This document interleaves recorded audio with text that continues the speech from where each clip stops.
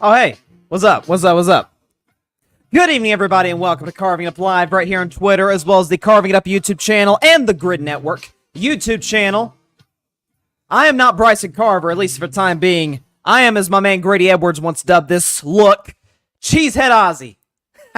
With the cheese head, this does not belong to me, obviously. The shades, Cheesehead Ozzy's in the building to break down Packers Lions in just a moment. Obviously, I'll get into that game. A great game last night for a guy that picked the Lions to get to the NFC title game, and they just look better and better and better every week. Now, don't they? Gonna get into that in just a moment. Also, the Vol View will not be wearing a cheese head for the Vol View. At 6:30 Eastern, 3:30 Pacific, going to get into Tennessee's big-time matchup against the South Carolina Gamecocks at home in Neyland Stadium. It's a dark mode game, so we're wearing the black uniforms. Haven't done that many times in Tennessee history, but we tend to play well when we wear those. Looking forward to that. I'll predict that game and detail Tennessee's keys to a victory. Also, going to get into Colorado USC, the biggest, actually maybe not the biggest game, but certainly the most hyped up game of this weekend. It's prime time. It's the best player in college football.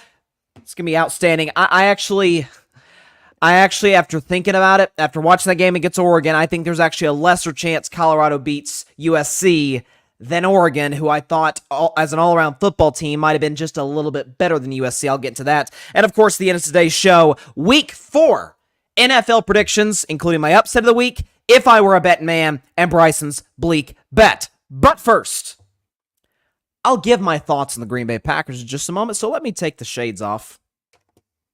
Screw it. Let me take the cheese head off as well. Let me put my Steelers hat on, a team that actually is solid. So the Detroit Lions won last night, 34-20 over the Green Bay Packers at Lambeau Field. Looked outstanding in doing so. After Jared Goff's initial interception, third play of the game to Rudy Ford, in which the Packers settled for a field goal, he was magnificent throughout the night. His numbers wouldn't indicate. He only threw for a little over 200 yards. Completion percentage is solid. He had a touchdown pass. QBR is pretty good of 61, 0-100. Passer rating, about 86, 87. So nothing to write home about, nothing to go crazy about. But Jared Goff was efficient. Jared Goff made big-time throws. Jared Goff made a tough throw to the kid, the tight end I really like that they have, Sam Laporta, made a tough throw to him down the middle of the field at one point in the game. I remember after the first game of the season, just 3 weeks ago, and the funny thing is the Lions are actually going to end up playing 3 Thursday games this year because of the opening night game against the Chiefs last night and Thanksgiving Day, as they do annually. But what I thought was mind-boggling about Detroit after that win against Kansas City on opening Thursday night, is that the questions the next day, what is wrong with the Chiefs? Is Patrick Mahomes going backwards? Travis Kelce, Chris Jones need all these guys, and Andy Reid, what are you doing going forward? And their right tackles playing tight end, basically, in terms of where he's lined up and false starting everywhere. And my takeaway was, while all of those things are certainly true and absolutely contributed to Kansas City losing that, can we not give just an ounce of credit to Detroit? An improved defense. Jared Goff didn't turn the ball over in that game. They ran the football effectively. And this is the big thing I said with the Detroit Lions. It's not just the fact that, for once again, the third game this season, they did what they tend to do under Dan Campbell.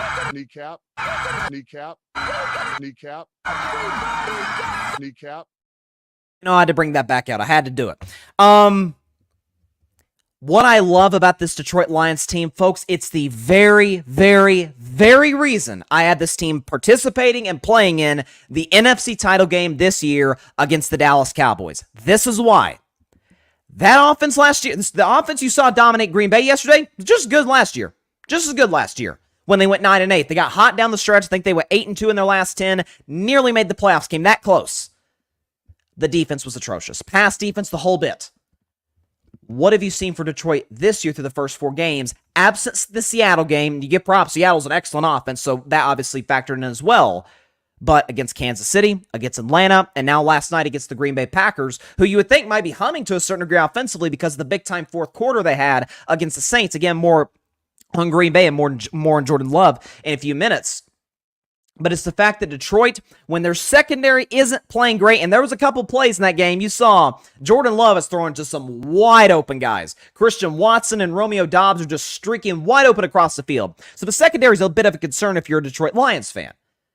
It's their ability to rush the passer. How about Aiden Hutchinson? I saw this stat today. I saw the stats today. This is according to Pro Football Focus, okay? Aiden Hutchinson, if I could pull up the stat here. There it is. Of second-year defensive players, so guys that were drafted in 2022, second-year defenders, Aiden Hutchinson has 6 games of 6 or more pressures. Okay, 6 games where he's pressured the quarterback 6 or more times. The entire 2022 draft class has 5 combined. So this guy is making that big year 2 jump we thought he might. I remember saying before that 2022 draft, the Jags should have taken him instead of Trayvon Walker. I think the Jags, it's early, but might be regretting that decision to a certain degree, especially how they struggle to get to the quarterback at times.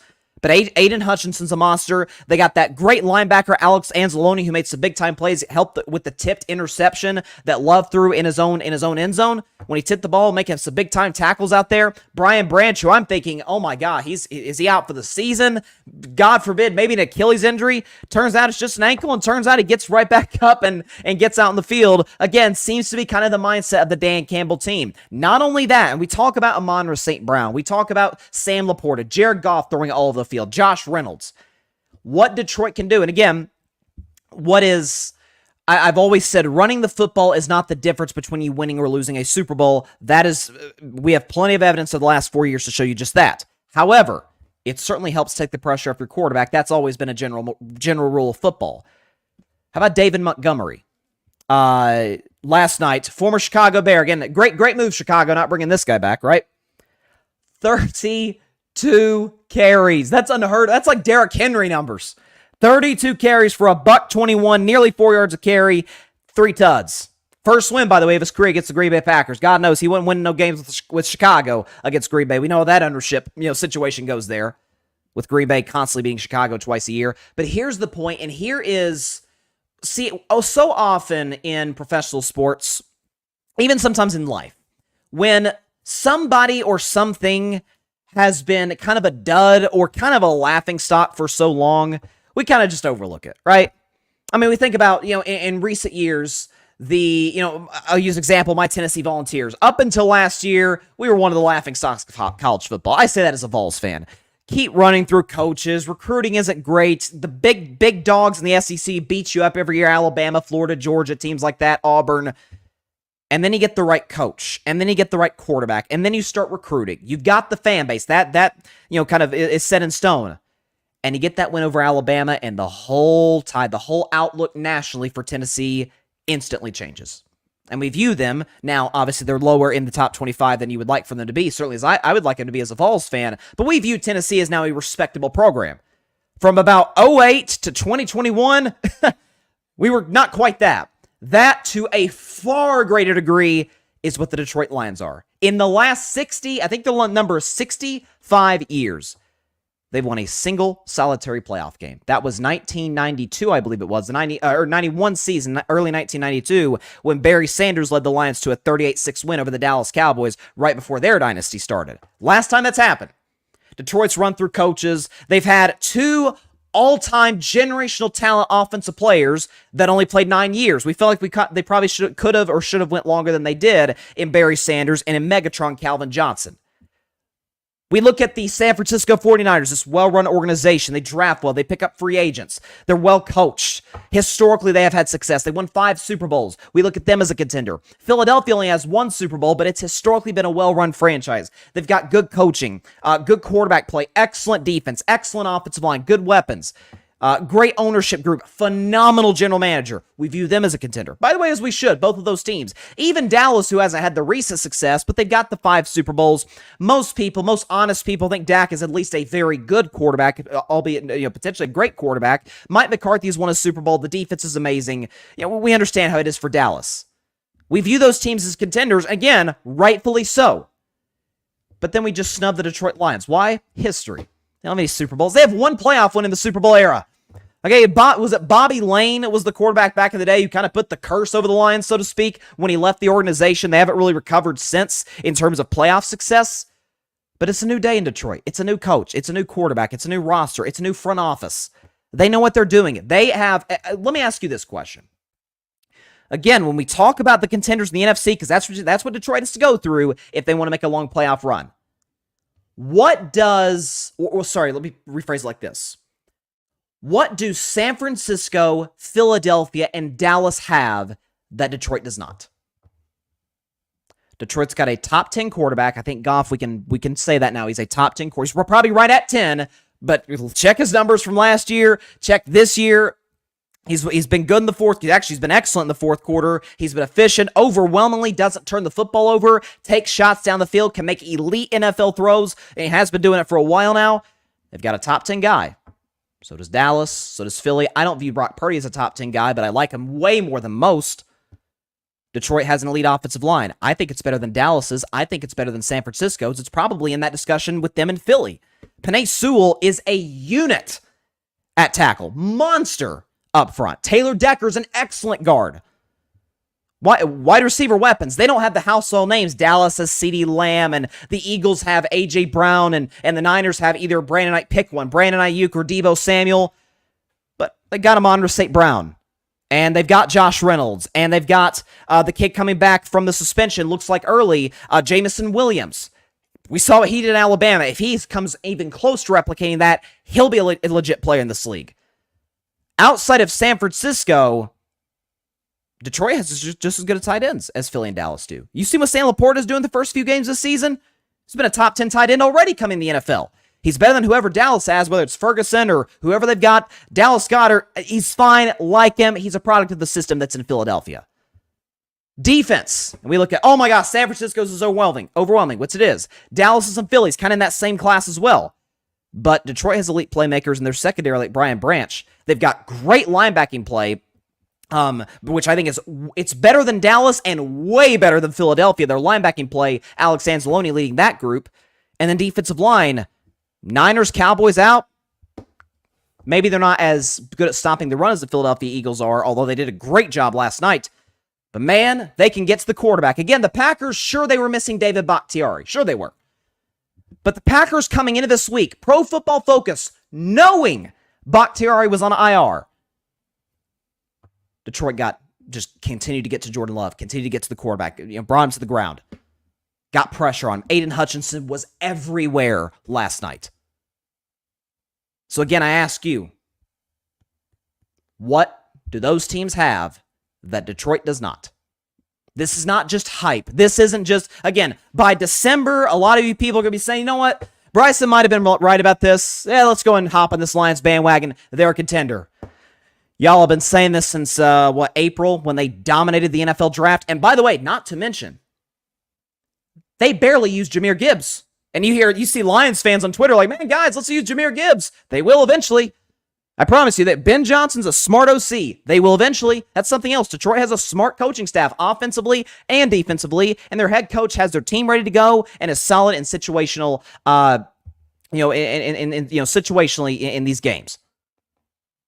So yes, Detroit is absolutely, unequivocally a contender in the NFC, which is not quite as weak as maybe I had initially thought coming in this year, albeit we're not even a month into the season. Yeah, I understand that.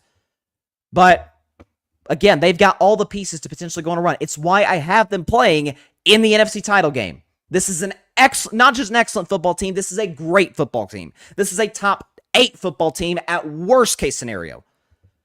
That's not to say they're better than the Dolphins or the Niners. They're not better than the Niners, but probably not better than Dallas.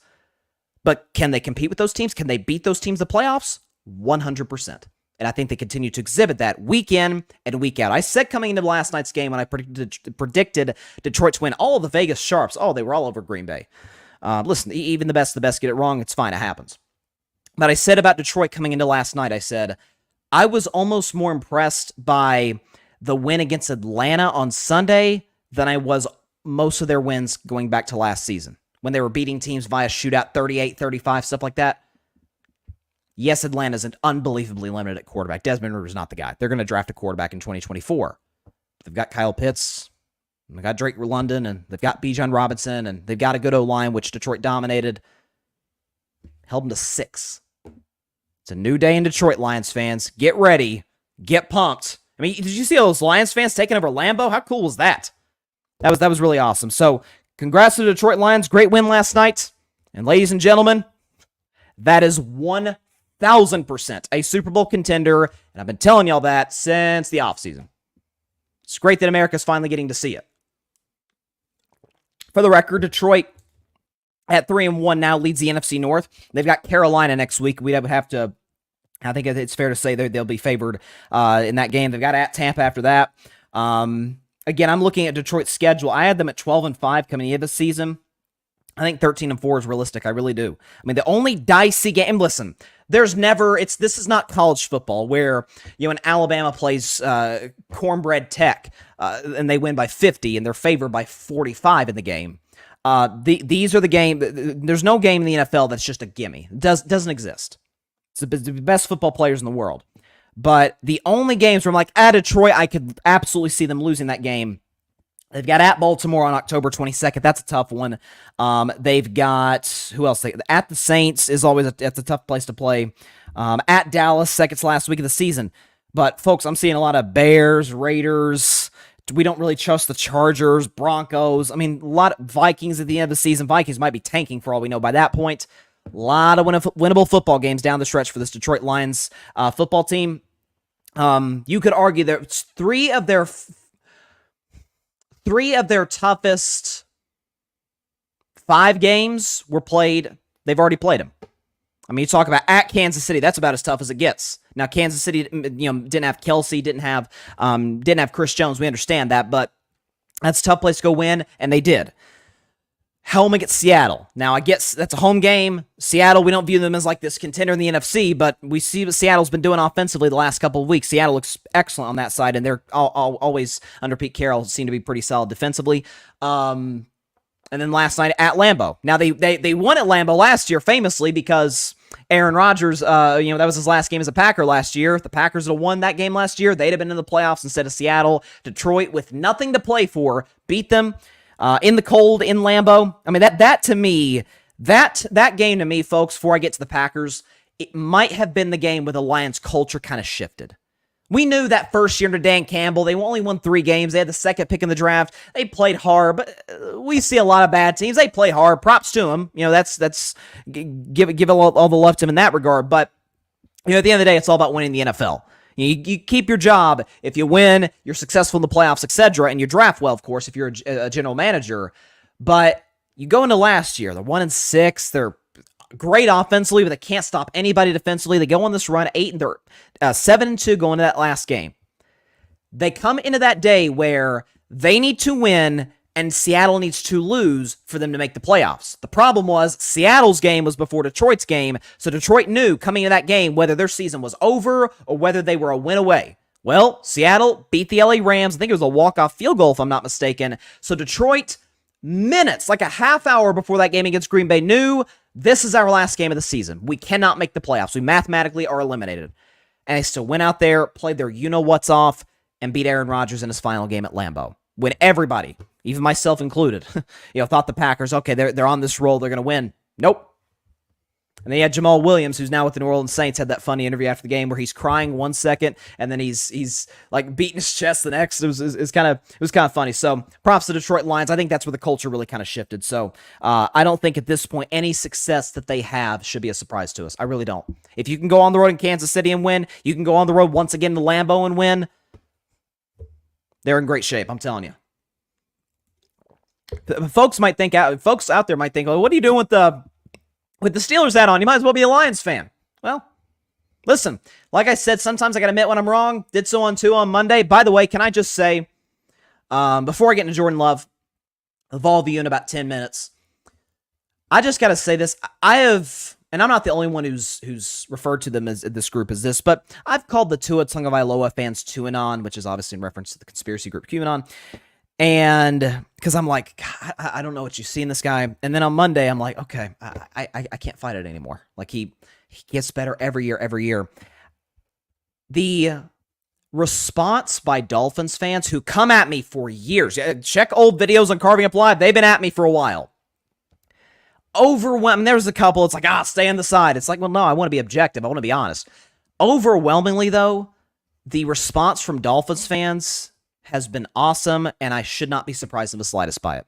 Because y'all know, I've been a big, last year when nobody believed in the Miami Heat, I believed in the Miami Heat. I said back in February they could make the finals. They ended up making the finals. And it's a great city, great people, great fan base. And overwhelmingly, Dolphins fans were really chill about it. They're like, hey, listen, we all make mistakes. At least you're not just standing there, just going to stand on this rock. Even though I'm wrong, I'm going to stay here. No, there's nothing wrong with admitting you're wrong. Nothing wrong with that whatsoever. So hats off to Dolphins fans. And I refuse to call you to and on from this day forward, okay? I will never say that word again on air and Carving Up Live. I apologize, Dolphins fans. Barry Grant Jr. with the comments. And Barry's, by the way, got a live show tonight at 9 Eastern, 6 Pacific here. I don't know if we're on if it's on the grid, Barry. You feel free to be in the comments and tell the folks where that's at. But definitely on his YouTube channel, he's got a live show, which he usually doesn't do that, but he's got a live show at 9 Eastern, 6 Pacific, so that should be fun. But Barry's in the comments. He says, Jordan Love, not good. And that transitions me perfectly. Thank you, Barry. Thank you so much. That transitions me perfectly into Cheesehead Ozzy mode. And I didn't come up with that, by the way. That was my buddy Grady Edwards who came up with this character, so to speak. So, to restate the score of the other night, the Green Bay Packers lost the game to the mighty Detroit Lions, the Fighting Dan Campbells, the Kneecap Biters, 34-20. And as Barry's comment said, quite simply, Jordan Love was, how do I put this? Well, he was awful. 23 of 36. Not a terrible completion percentage. 246. It's fine. Touchdown. He's Christian Watson was wide open the play, but he's 2 picks. One of them was awful in the second half. Passer rating of 69.9, and it gets worse, folks. A QBR is 0 to 100. Now, for those of you who don't know, QBR is not like passer rating. It doesn't just take into account straight up results. Was the pass completed? Was it not? No. It's, well, should it have been completed? Was there like a tip ball? Was the interception your fault? It takes into account your legs. If you run the football, like if you get outside the pocket, it takes all of those things into account. Jordan Love, QBR from 0 to 100. 7. And if I'm a Packers fan, which is Cheesehead Ozzy, I am, very passionate about my Packers. As a Packers fan, I would be mighty concerned about your quarterback. The days of old A-Rod, and certainly the days of Brett Favre, was long gone. First of all, it's not normal to pass off from first ballot Hall of Fame quarterback directly to first ballot Hall of Fame quarterback, so God knows it's not going to happen 3 times in a row. But Jordan Love, remember that first game against the Chicago Bears? Played really well. Jordan Love, what was his numbers? I know he threw 3 touchdown passes. Yeah, passer rating was the highest of week 1. Played great. Looked really good against, the worst defense of football. But I gave props to him the next day. I'm like, it looks good. It's the worst defense of football, but it's a start. You can build off of that. Week 2 against the Atlanta Falcons, who have a good defense. Yeah, Jordan Love looked good through 3 quarters. And in the 4th quarter, Green Bay, forget score, they did not get a first down. Matter of fact, there was a play where Jordan Love was under center for a quarterback sneak, and he ran the quarterback sneak. Here's the issue. The ball was not in his hands. And so it cost Green Bay an opportunity to first down. Week 3, a game in which the Packers won, came back from 17 down. Aaron Rodgers style. Remember that game against the Bears back in the day? Week 1, 2018. Aaron gets hurt, leads the Packers to victory still. They're down 17-0 to the Saints. And here comes Jordan Love. Here comes Jordan Love leading the comeback. They win the game on a game when he touched that pass to Romeo Doubs. Here's the thing. Derek Carr got hurt and missed the rest of the afternoon. The Saints do not lose that game if Carr's healthy. And number 2, Love was, he kind of pulled a Tim Tebow. He was terrible. Beyond terrible through 3 quarters of that game. Now, props to him for winning the game. We give him love for that, as we should. It's all about winning the NFL. Look good in the 4th quarter. It's nice to play a team that basically doesn't have an offense without their quarterback, but they won the game. And then last night, on a short week, nonetheless, as the film starts to build and guys get more tape on Jordan Love. Notice, week 1, Jordan Love's awesome. Week 2, really good, just bad in the 4th quarter. Week 3, awful through 3, excellent in the 4th. Last night, terrible throughout. Sure, he had a couple cute drives in the 3rd quarter that were nice and made the game somewhat interesting and maybe made a couple bettors nervous. but they were never going to win that football game down 27-3. But most quarterbacks aren't. Jordan Love, who helped put his team in that hole, absolutely was not. How many times in that game did you see Jordan Love either get outside the pocket or even stay in the pocket and look kind of gun shy? Kind of hesitate, double pump, tap the ball a little bit. Maybe he's going to throw out of bounds. No, pull it back down. For a guy, and folks say, he's making his first starts of the year. He's also in his 4th year in the National Football League. If you remember Aaron Rodgers' first year as a starter, it was back in, I think it was 08. It was 08. 2008 with the Green Bay Packers. They went 6-10. Were not successful in terms of wins, but you saw some flashes from Aaron Rodgers like, oh, okay, if this kid taps in his full potential, he could be something special. And something special is understatement for Aaron Rodgers, who I've never even been an Aaron guy, but even I can admit, yeah, he's obviously one of the 10 best to ever do it, and he's a first ballot Hall of Famer. For Jordan Love, however, it's quite different. And for Matt LaFleur, it is very different. It's a nice luxury to have when your offensive line is amazing, which I still think Green Bay's offensive line is really good. I'm not going to judge it just based off last night. Even without Bakhtiari, that's a really good offensive line. You got the running game, Aaron Jones, A.J. Dillon. It's great. You can run they didn't run the football effectively last night because because they were playing a great Detroit Lions defensive line. So be that as it may, wouldn't we agree the weakness of the Detroit Lions is their secondary? Right? And Love could not expose that aspect of the Lions defense. Interesting, I must say. A lot of his yards, if you notice, a lot of his yards in the second half came when Detroit's kind of playing a prevent defense. Okay, we're not going to give up the big play down the field, which they still did one play. We're not going to give up the big play down the field. We're not going to put ourselves in a position to get burned for Green Bay to get back in the game quickly. Again, sure, they cut it to 10. Come on, even Packers fans, be honest with yourselves. Did you really think you were going to win that football game down 10 at that point? You knew Detroit was going to go back down the field just like they'd done all first half long, running the football right up the gut. Jared Goff making big-time throws. Was never a game. Not at any point. The second, your best opportunity to get to potentially have a shot to win that game is when you got the interception off. It was a bad throw by Jared Goff. It's the only bad throw of the night. Rudy Ford makes a great play on Jordan Love, or I'm sorry, on Jared Goff. You're down. Where were the Packers at on the field? Where were they at? They were at the Detroit 16.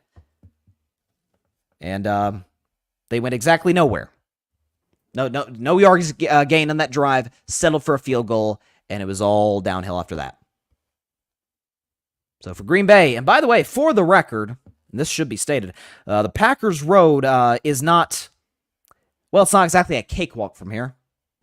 Next week, if we could pull up their schedule. Hold on. My phone's acting kind of slow on me. They've got at the Las Vegas Raiders. They should probably win that game, although that's Devontae Adams' first game against his old team. He'll want to make a point, so you never know. Packers at Broncos. Potentially interesting, potentially. I mean, for all the criticisms we have of Sean Payton, would we take Sean Payton or Matt LaFleur, who tends to be quite clueless in late game situations? Home against the Vikings. Should probably win that game. Home against the Rams. I don't know about that. At the Steelers. Heck no, they're not winning that game. Home against the Chargers. Look, as bad as Brandon Staley and that Chargers coaching staff is, Justin Herbert is miles better than Jordan Love. He'll find a way to win that game. Chargers aren't awful. They just got a bad coaching staff. At the Lions on Thanksgiving, and in front of the whole country to see, even more so because it's Thanksgiving, the first game. While you're getting your turkey ready, your casserole and all that, they're not winning that game. Home against Mahomes and the Chiefs, we'll start with no. At the Giants, probably win that game. Buccaneers, Carolina, I like Carolina more than most. At Minnesota, probably not. Home against the Bears, they always beat Chicago.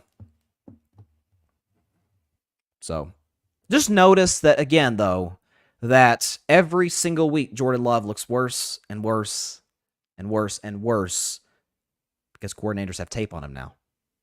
Week 1, I know Chicago's got a bad defense, but in Chicago's defense, they didn't really know what to make of Jordan Love. He has one start in his resume, the game against Kansas City 2 years ago when they put his poor mother up in the nosebleeds, which was messed up, by the way. And then the year after that, when Aaron Rodgers got hurt against the Eagles, he came in, looked fine. Again, Eagles didn't have any tape on him either. It's a whole different ball game when the other coordinators know what you're going to do, prepare for you. That's when it changes. So, knock yourself out, Packers fans. Knock yourself out, cheeseheads out there. Your stadium was taken over after all by Lions fans. So, did you notice too? And then we'll move on to the Vol View. Did you notice too that the old Philadelphia-style Boo Birds were in full flight?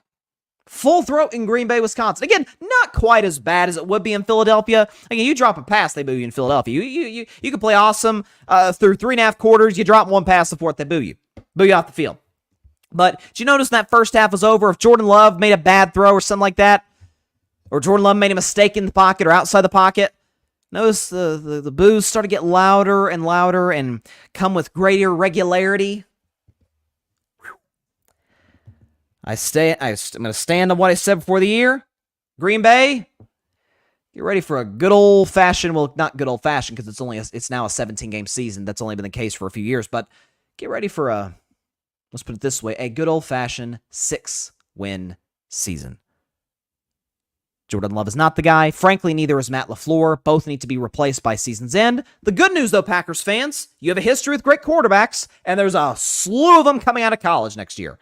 You're not going to be bad enough to get Caleb Williams or Drake May, but could you get Penix Jr. from Washington State? Could you maybe sneak in there and get a Riley from Duke? Maybe. But until then, you're unfortunately going to have to deal with Jordan Love. I'm sorry, Packers fans. It's just not working out for you. I'm sorry. It's just not working out for you. It's okay. Put the cheese head aside. Let's put the winning team let's put the hat back on. Go Steelers. Real quick, so the comment from Barry, I was asking him earlier about his live stream. He said, okay, live show will be dual streamed on the grid as well, weather permitting, because New York is underwater. Yeah, I saw that. The weather in New York seems to be kind of dicey. Seems like it's really been that way a lot of the East Coast recently. I know there was that stretch. Obviously, had the tropical storms last week, but gosh, was it a few weeks ago where it seemed like it was just raining everywhere in the East Coast, like constantly. Where I'm at in Tennessee, it was just raining every day. So it's definitely been funky. It's definitely been funky weather out on the East Coast for sure. Okay, so like I said, let me get the speaker out of here. Get the speaker out of here. I don't want to waste the battery of this thing. It's a good speaker. Playing Go Pack Go earlier in the show. So again, we like talking about winning brands and winning organizations and winning programs in this sense. So, once again, we debuted this segment to start the college football season every Friday at 6:30 Eastern, 3:30 Pacific time, live on Carving It Up Live. It is time once again for the Vol View. Give me my music, and here we go.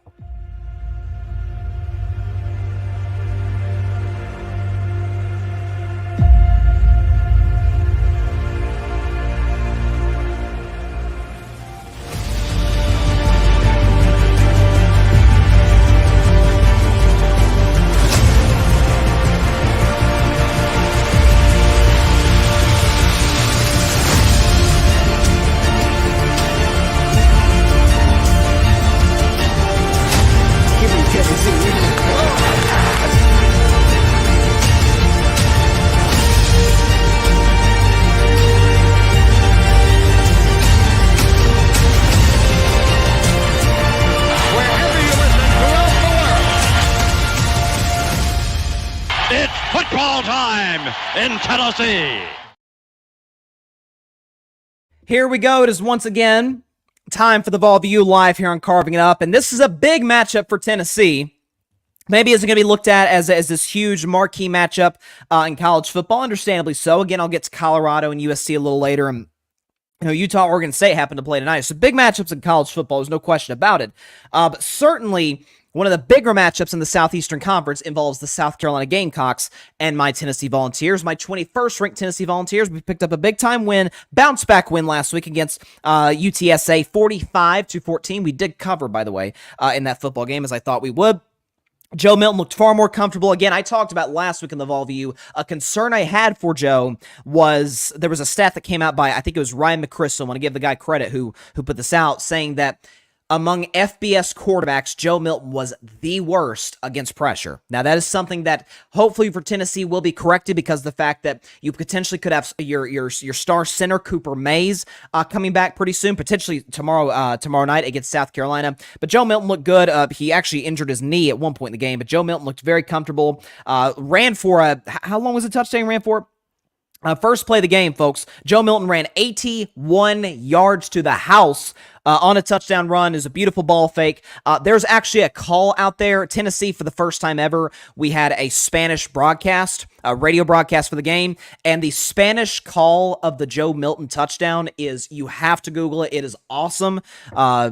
Most Spanish broadcasts, for big plays in sports are, but this one was outstanding because it involved, my Vols. But listen, running game was good.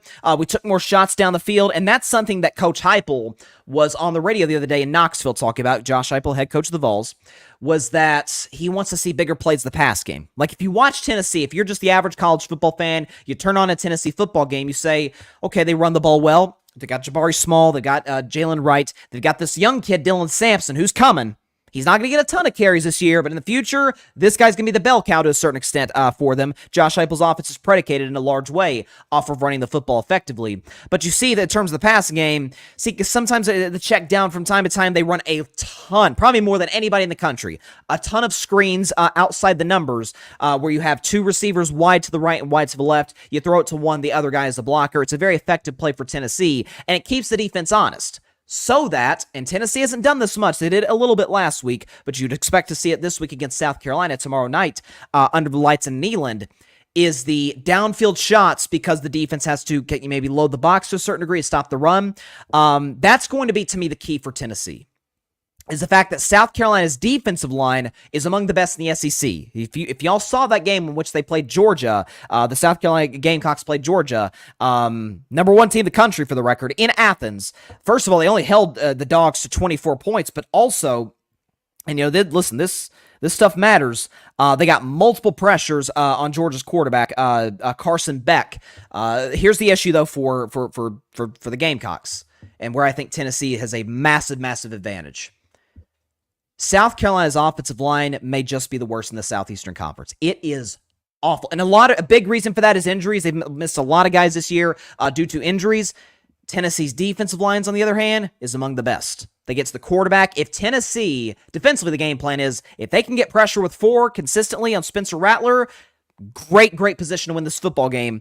Because, and listen, this is why I remember where I was last year, and certainly, doing the show the Monday after this happened, when my Vols were 9-1, only loss was to Georgia on the road. There's no shame in that. A lot of people lose to Georgia, okay? Only loss is at Georgia in Athens. You're in a great position. I attended the next game. We beat the brakes off Missouri. Hendon Hooker's last game is a Vol in Neyland. And the next week, you got unranked little old South Carolina, who can't score offensively, who can't generate anything in the passing game. And all the Gamecocks did was drop 60 on our heads. Kind of pull like a mini Miami Dolphins to a certain extent. We rushed 4 in the first half, couldn't get pressure, and Spencer Rattler had all the time in the world throwing to wide open receivers because the coverage broke down. Second half, we brought the blitz, but then he had one-on-one man-to-man coverage, and Spencer Rattler was just burning us every time with that. And Spencer Rattler's a guy, for you Oklahoma fans out there, I think my guy Parnell here at the Grid Network, if I'm not mistaken, I think Parnell's an Oklahoma fan, so he'd remember as much as anybody, Spencer Rattler was the guy at the University of Oklahoma Sooners, right? He's the guy, I remember there's a point in time in which he was the Heisman favorite under Lincoln Riley, and then you remember that game, the Red River rivalry, one of the biggest rivalries in college football, Oklahoma-Texas in the Cotton Bowl. And Spencer Rattler plays poorly, and you want to know who he's replaced by? Maybe you've heard the name before. Kid by the name of Caleb Williams, who's now the head and shoulders Heisman front runner, and certainly is going to be the number 1 pick in the 2024 draft. A remarkable talent. And so Spencer Rattler transferred to South Carolina. There's concerns about whether he could bounce back there. South Carolina ended the year hot, to their credit, with one of those wins coming against my Vols. But when all that's said and done, this, maybe more than any game on Tennessee's schedule, even more than Georgia, because Georgia, that's the back-to-back national champions. That's the measuring stick game. Tennessee doesn't play them until the second to last week of the year in November. This game, more than any other, is the revenge game. Given what South Carolina did to us last year and that loss, not only did we lose a shot at the college football playoff, not only did our hopes for that get dashed to a certain extent, and it wasn't like it was a dirty play. It was actually a non-contact injury. But our quarterback at the time, Hendon Hooker, Hendo Cinco, my guy, went down with an ACL tear in that football game. So that stadium was like the house of horrors for my Vols. The good news is, it's in Neyland Stadium. Even better news, it's a night game. Even better news than that, as you can tell by my hoodie, for those of the podcast audience listening, the Vols, as they would call it, are going to go dark mode. Black helmets, black uniforms, orange letters, just all black basically, gloves, cleats, the whole bit. It's revenge time. And this is an opportunity with the uniforms that we're wearing to kind of, to a certain extent, maybe attend South Carolina's funeral the same way they wore black last year, which in fairness, that's, they wear those uniforms a lot. What they did to us last year. They wore black to our funeral. Now it's time for us to wear black to theirs. So with that said, I know the line is Tennessee. What's the line? Tennessee minus 11.5. I think it was 1 point, 12.5. I would actually take the Gamecocks to cover tentatively, just because South Carolina is a weird team. When they're at their best, again, they did score 60 on my Vols last year. They held the Georgia Bulldogs, the back-to-back defending champs, to a field goal in the first half in Athens, and even in the second half, albeit it was a rainstorm. In the second half, Georgia was good offensively, not special. So South Carolina at their peaks, they're a problem, and that defensive line especially is a problem. They produce a lot of NFL defensive linemen there, most notably Jadeveon Clowney. When it's all said and done, I think Bazooka Joe, as we call him in Tennessee, outduels Spencer Rattler. Give me my Vols to win this game 38-28 in somewhat of a high-scoring affair. 38-28, my Vols win over the South Carolina Gamecocks. We get revenge from last year, and we put ourselves in a position where, again, we're 21st ranked in the country now as we sit here today, but a position to potentially maybe get a little higher. Again, there's some teams above us. Oregon State, I think they're going to lose tonight to Utah. I love Utah. So we jump Oregon State potentially, Some teams above us that could lose as well. So needless to say, I feel pretty good about my Vols tomorrow against South Carolina. Going to be very fun. Going to be a very, very fun matchup, no question about it. And let me tell you something, y'all.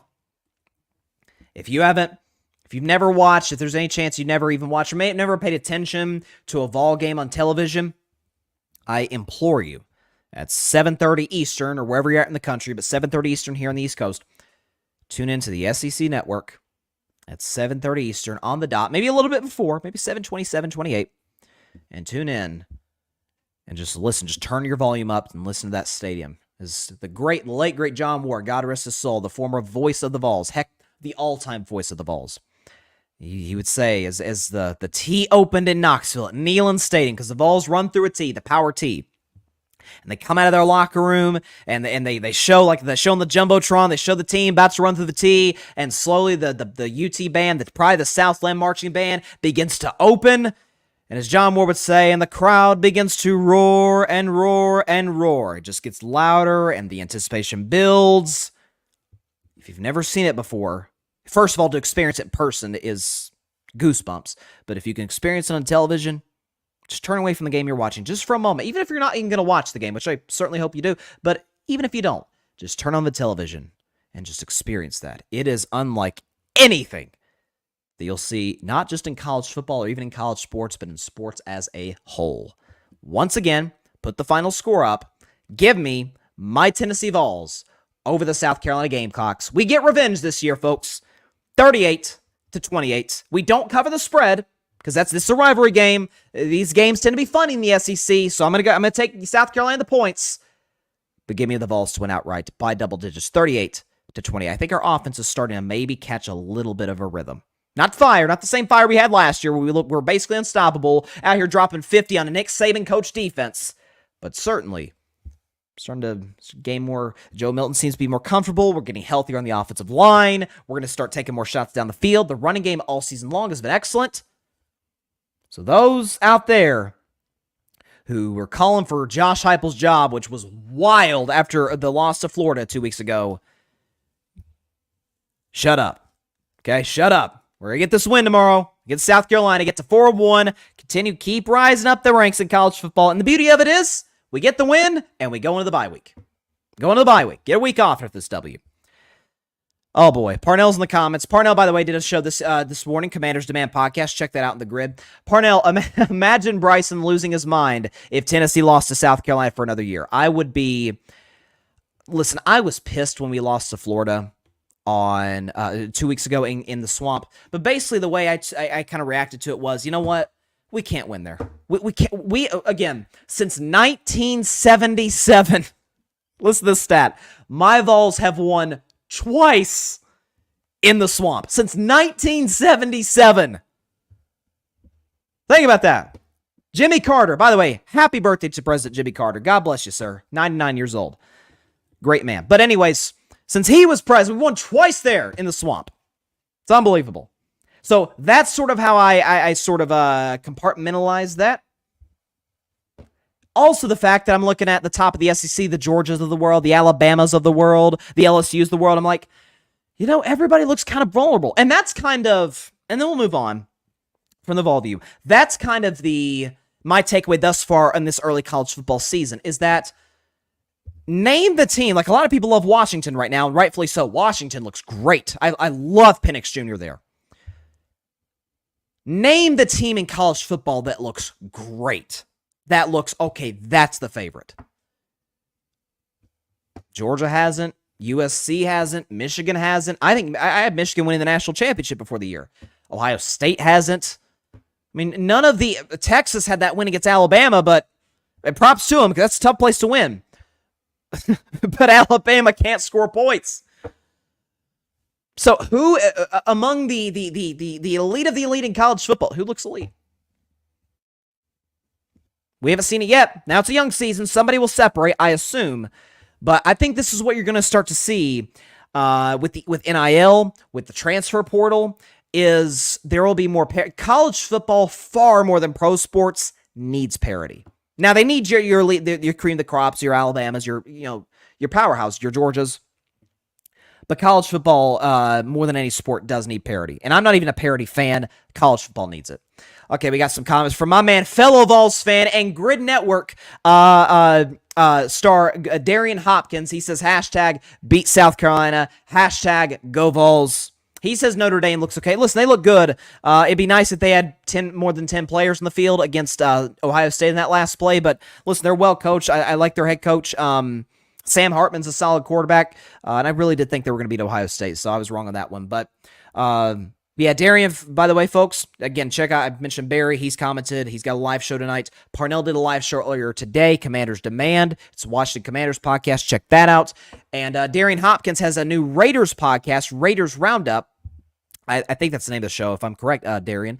Raiders Nation Roundup is Raiders Roundup, Raiders Nation Roundup here on the Grid Network. He's also got the Darian Hopkins Sports Show, in which he very often for big primetime marquee games will live stream his reaction to the action. Didn't mean for that to rhyme, but you get what I'm saying. And it's gotten unbelievable numbers on YouTube. People love tuning into that stuff. So he's done a great job. He's been an awesome addition to the Grid. So yeah, definitely shout out to Darian. And again, of course, I love the fact he's a Vols fan. Love it. All right, so once again, we got another comment here. Let's see. I think it's Darian. Okay, yeah, thank you very much, Darian. Darian says the Raider Nation Roundup podcast. Okay, so everybody check that out. Raider Nation Roundup podcast on the Grid Network. He just debuted it the other day, so definitely check that out. And my Steelers hat is over there. I'm about to grab it in just a second for the quick break. But go Steelers, Darian. You're my guy. We unite wholeheartedly in Tennessee, but great win by my Steelers over over your Raiders. Should be an interesting game for Vegas. I'll predict week 5 in just a moment. But once again, that is the Vol View for this week. Very excited about tomorrow against South Carolina. 38-28 Vols. We'll see you next week for the Vol View for the bye week. Until then, this is Bryson Carver for the Vol View, signing off.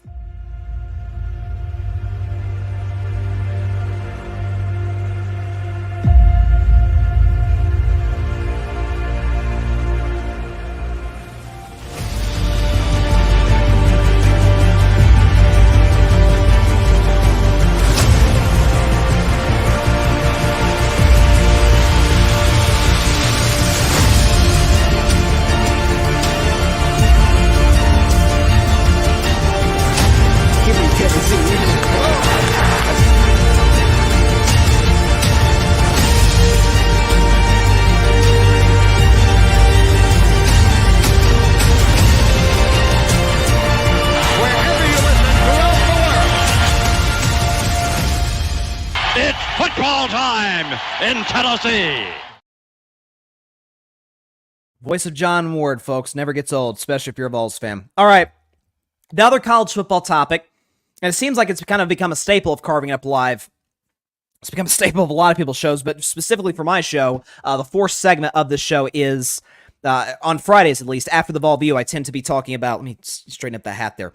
I tend to be talking about the Colorado Buffaloes, because it's primetime Deion Sanders, the notoriety and the recognition that he has brought there. Can I just say, too, because I want to pull this stat up because it is unbelievable. I hope I have this saved on my phone because it was pretty awesome. Hang on. About Deion Sanders and the growth that he has brought to Colorado and the certain new eyes that have started watching the sport. I can't find the post. I don't know. See if I can find it here. Hang on, because I want to have the numbers to back it up, but the amount of the black viewership of college football has skyrocketed since Deion Sanders became the head coach at Colorado. I want to find it. I think it's up like 77%, which is incredible.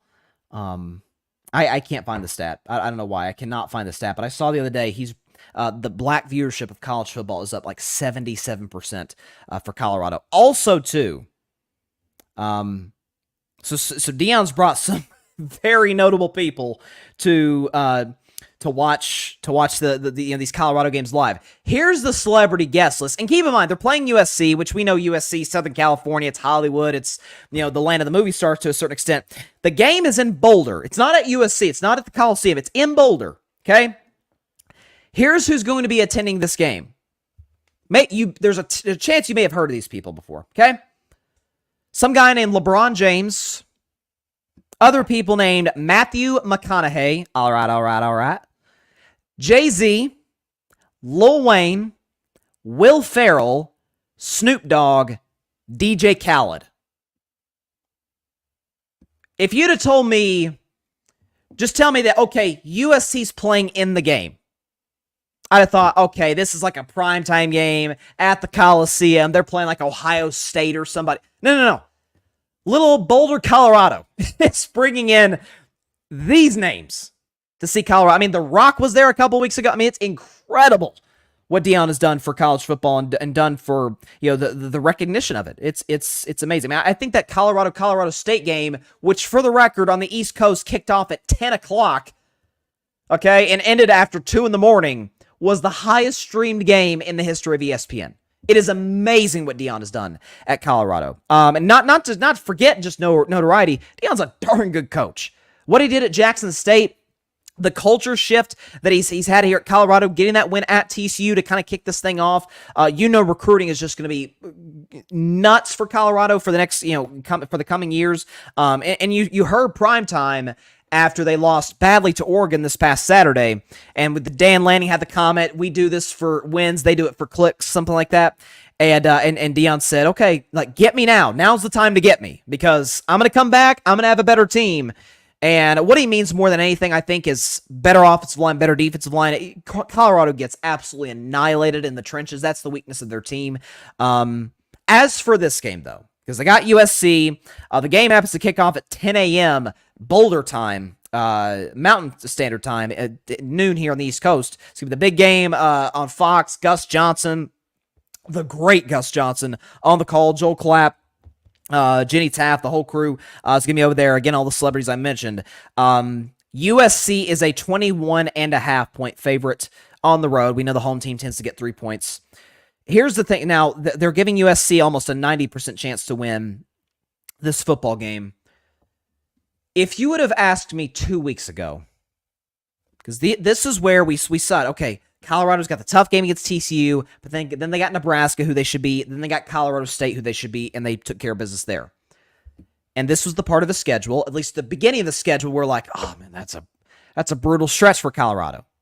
Is at Oregon and then home against USC. Those were like the first two kind of big test games for the Buffaloes. If you would have asked me 2 weeks ago, what games do the Colorado Buffs have a better chance of winning, Oregon or USC? I'd have said USC. Oregon's a tough place to win. Oregon's great up front. Oregon's got an excellent quarterback in Bo Nix. They're well coached. It's a tough environment to play. It's a very loud stadium. And that's a big national TV game. That's a lot in year one for Deion and that team to go up there and win. But my takeaway was, hey, USC's unstoppable on offense, and they can't guard me on defense. Their defense is horrendously bad. I actually feel like USC's going to win, forget the final score, more convincingly than Oregon did last week, and here's why. First of all, I thought USC would at least keep it competitive against Oregon. They did not. Now, that's not even a knock on Colorado. That's just Oregon's really good. Where's Oregon ranked today? Okay, they were 10th last week. The Oregon Ducks are ranked 9th going to their game at Stanford, which they'll win easily. But we knew Oregon was better, but I actually plunged and picked Colorado to win, and plunged I did. That was not my best moment. But as great as Shedeur Sanders is, first of all, of course, he's not Caleb Williams. Caleb Williams is a generational talent at quarterback. I truly believe that. But the gap in USC's offensive line and Colorado's offensive line, it's night and day. As bad as USC's defense is, they're solid in the front seven. It's the back end where they're atrocious. I don't know who, not to call for anybody's job, but I don't know who the secondary coach is at USC. And Alex Grinch is the defensive coordinator. He's been pretty bad, teamed up with Lincoln Riley back to the days of Oklahoma. So Lincoln Riley defenses tend to be pretty bad. But point is, there's no Travis Hunter, and we saw the impact that had on both sides of the football. And something, too, we know how great Caleb Williams is. USC's got this kid. If you haven't heard of him, you probably will tomorrow afternoon. Marshawn Lloyd. Not Marshawn Lynch, Marshawn Lloyd, okay? He's got 39 carries for 349, okay? That averages out to, this is unbelievable. Marshawn Lloyd averages 9 yards a carry. USC struggled to stop Oregon's run game. Oregon has a really good run game for the record. 9 yards a carry against the weakness of Colorado, which is their defensive line. Colorado's defensive line is not good. By any stretch, by any measurable, they're not. They'll get better. Deion will recruit. Deion will go to the transfer portal. They'll be better in the future. Right now, they're bad. Both Colorado's offensive and defensive lines are terrible. Shedeur, I feel like once again, maybe not quite as much as he was against Oregon. I think he's going to be running for his life to a certain degree.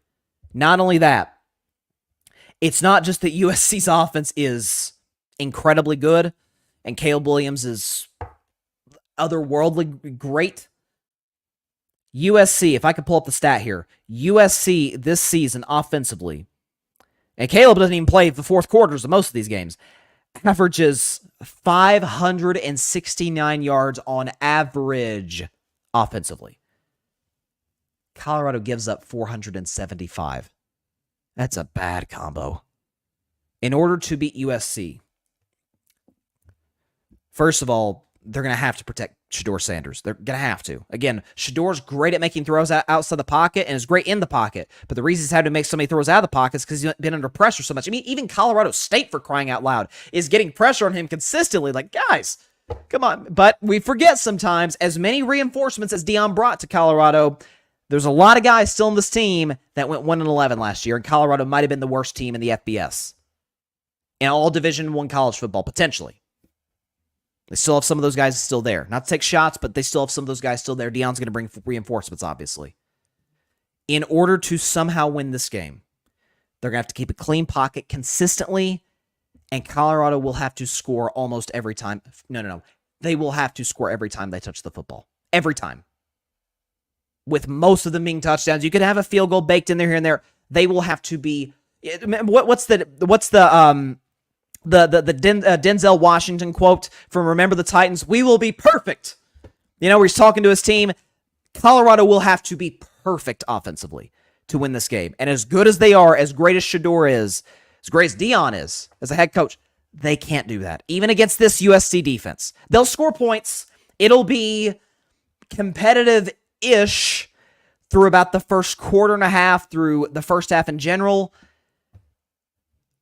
USC might hang 60 on Colorado's defense. It's Shiloh's dealing with injury. Shiloh Sanders, Deion's oldest son. Travis Hunter's out. I mean, they are reeling defensively, especially coming off of last week. Now, again, part of the thing with Colorado is, and this is what's great about Deion. This is what's great about any coach. When you get embarrassed and humiliated on national television, you tend to come back next week and play much better. I think Colorado will. I mean, it's hard for them to play much worse. And there are areas where Oregon is better from a physicality standpoint than the Trojans are. I don't see an avenue in which they make USC's offense look average. Maybe even slightly above average. So if I didn't even put a final score graphic for this game, I'm so confident this will happen. And I'm not even pulling again. I love Colorado. You guys know I love Deion, but defended him the whole time. I'm going to go 63. I'm dead serious when I say this. 63-28. Like, I think Colorado will put up points because USC's defense is terrible. 63-28. By the way, Colorado's got good receivers, too. They've got Weaver. They've got a Horn Jr., the son of the former Saints receiver. Mike Guido's in the comments. Mike Guido, big college football guy. And by the way, won the 8 o'clock spot. Co-founder of the Grid Network, won the 8 o'clock spot on Tuesday, this past Tuesday. Mike says, as good as Deion is, Lincoln Riley is better. He is. He's proven more. He is the best offensive coach of this generation. There's no question about it. You consider the success that Baker Mayfield and Kyler Murray had there. Both were the first pick in the draft.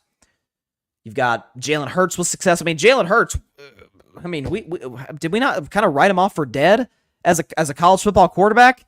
Here comes Lincoln Riley, kind of revitalizes Jalen Hurts' career, helps him mechanically. Look what Jalen Hurts is doing in the NFL now. Like, the guy is the quarterback whisperer. Like, if you are teamed up with this guy and you are not successful, it's your fault. It's not Lincoln's. So and Deion is spectacular. I think Deion's an excellent coach, but yes, Lincoln has proven more.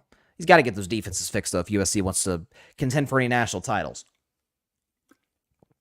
I'll tell you what, though, how good is the Pac-12? I mean, like I've said this for the last few weeks. The Pac-12, this is really their last year of real, true, relevance. They're going out on a bang, man. Here's the ranked teams I got, okay? Washington, USC, Oregon, Utah. By the way, they're ranked in that order in a row from 7 to 10. They've also got Washington State. They got Oregon State. Okay, that's 6 ranked teams. By the way, I still like UCLA. I do. I can't. Maybe it's just me kind of liking Chip Kelly, having a soft spot for him and what he did at Oregon. I think he was an excellent coach at Oregon. But I still like UCLA. I know they lost, only scored 7 points against Utah, but Utah has a really, really good defense in their defense. Didn't mean to have a play on words there, but you get what I'm saying. Pac-12 is really good. Now, the SEC, which, as we say in the SEC, it just means more, has appeared to make a little mini comeback. Florida's in the top 25 via a win against us, so I don't love that. But Florida's in the top 25. Missouri is in the top 25 after a big-time win against Kansas State. So, yeah, that's... Again, then we'll move back to the NFL. Name the great team in college football. I don't think there is one. I really don't. Washington looks great. Georgia, we kind of figure when Georgia plays those big games, we're going to kind of turn it on. They're just kind of sleepwalking at this point. They're in cruise control until they face the Tennessees and face the Floridas and the Missouris, which 2 of those 3 teams can't compete physically at all with Georgia. So I don't think there's a great team in college. Right now, there's not. At least I haven't seen it through 4 weeks, but maybe week 5 somebody will show up and stand out. Okay, so I had a rough week 4 predicting it. I mean, rough. We only went 8-8. That's my second 8-8 week thus far in the season predicting games, and I'm tracking my record against the spread. My record's solid against the spread thus far this season, but I'll show it at some point. Maybe mid-season I'll show my total record. It's not because I'm embarrassed of it, but maybe that factors in some, if we're being honest. Whatever. But I'm 1-0. I tend to get the Thursday night games right. I'm always good in the Thursday games. But got it right. Took Detroit to cover them. So 1-0 to start week 4. Really need a bounce back week. Need the kind of my breakthrough. I'm kind of like that great team in college football we're all looking for. Just need a breakthrough. Need that opportunity to kind of show how good I can be at my best. So we can get the background music going right here for my week 4 NFL predictions right now. We will start we will start with the first overseas game of the NFL season in London. It is the Atlanta Falcons with featuring the Atlanta Falcons going up against London's own, to a certain extent. It feels like they're London's own at this point, the Jacksonville Jaguars. Jacksonville is a 3-point favorite in this game. It's a neutral site, but I'd say listen, the Jags play every year in London, so I'd say we'll probably have some Jags fans to a certain extent. Again, Jacksonville favor -3.5. The game kicks off at about 9:30 a.m. Eastern on ESPN+. So, for Jacksonville, listen, this is a team that is, at least through the first 3 weeks, not near as good as I thought it was. Certainly defensively, I thought the defense, just because they were young, kind of inexperienced, would slowly kind of get better, and they still can. We got a long NFL season. There's another 14 games, including Sunday, to go. However, offensively, I'm here. Now, I'll tell you, I did not realize until he started playing poorly, or not even that he started playing poorly, I apologize, that the team started playing poorly to start this year, that there were so many Trevor Lawrence haters out there. Would you imagine this? That despite the 1-2 start, despite Trevor Lawrence's numbers not being quite what I thought they'd be, in that I predicted him to be the MVP before the year, still think that's, potentially in the cards if he bounces back. Long season to go. Trevor Lawrence, think about this, ladies and gentlemen. Trevor Lawrence is the second highest graded quarterback in the NFL. Number 2. Let that sink in for just a moment. Trevor Lawrence. Why is that? He's running for his life. The drops have been, for a Jacksonville receiving core that I still really like, with Calvin Ridley, with Zay Jones, Evan Ingram, excellent tight end. Man, I don't know what they're putting on their gloves before the games. They are struggling. They got a bad case of the drops right now. And Trevor Lawrence is paying the price for it, not just in terms of his stats, not just in terms of team success, but even in terms of the media right now. So this is an opportunity. This is a get-right game for Jacksonville. Atlanta's got a solid defense. They made some additions this offseason. They're still trying to put it together. The problem for Atlanta is Desmond Ridder is you're talking about one of the best quarterbacks in the league on one side. I still think he's the third best in football. I promise it will materialize itself out. And one of the worst. Again, Desmond Ridder's fine. I'd take him as my backup. With as many offensive pieces as Atlanta has, a good offensive line, excellent young running back. Drake London's good. Kyle Pitts is good. You got to show me more than what he's shown me through the first part of his career, going back to the end of last year and coming into this season. So when it's all said and done, I do think Jacksonville covers. I'm going to give them the W to get back on track. It's a get back on track game for Jacksonville. 24-20 over the Atlanta Falcons. Atlanta tends to play a lot of close games. They'll keep it tight, but when it's all said and done, the Jaguars get the W on Sunday morning to kick off Week 4's Sunday action. Give me Jacksonville 24-20 to cover that spread. Moving on to the afternoon games, it is my Pittsburgh Steelers against the Houston Texans, the sneaky solid Houston Texans, who got a win at the aforementioned Jaguars house last week. CJ Stroud, I've talked about early in the show how Jordan Love progressively looks worse and worse and worse on a week-to-week basis. CJ Stroud's the opposite. And by the way, CJ Stroud's a rookie, okay? In a worse situation, Houston, than Green Bay. Week 1 against Baltimore, Week 2 against the Colts started to show some signs, toward the end of the game. Last week against Jacksonville was excellent. Excellent. Outdueled Trevor Lawrence. Looked great. Tank Dell's a good wide receiver. They've got a good running back in Dameon Pierce. The offensive line's been surprisingly solid through the first 3 games of the season. But they've got as big of a test as you could have for the first part of their new year in the Pittsburgh Steelers, who I strongly believe have the best defense in football, in large part because they've kind of had to be the best defense in football. They have to be great on a week-to-week basis just to keep their teams in it, or the team in it, because the offense tends to struggle from time to time. Here's a big story. Really the biggest story coming in this matchup. J.J. Watt.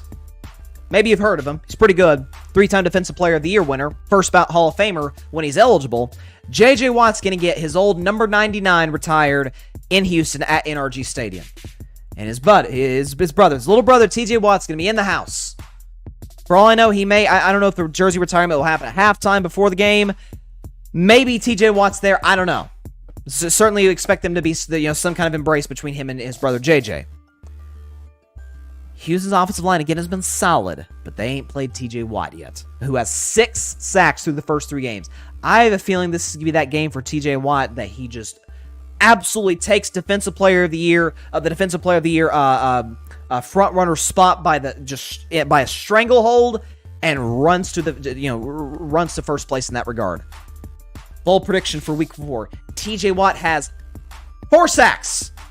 You heard me right. 4 sacks against CJ Stroud and the Texans. I think the offense plays better than it did last week. Pittsburgh's offense looks solid through 3 quarters against the Las Vegas Raiders. Kind of cooled down in that 4th quarter. Played a little too conservative for my taste, although they had a big 3rd down connection, which I liked from Kenny Pickett.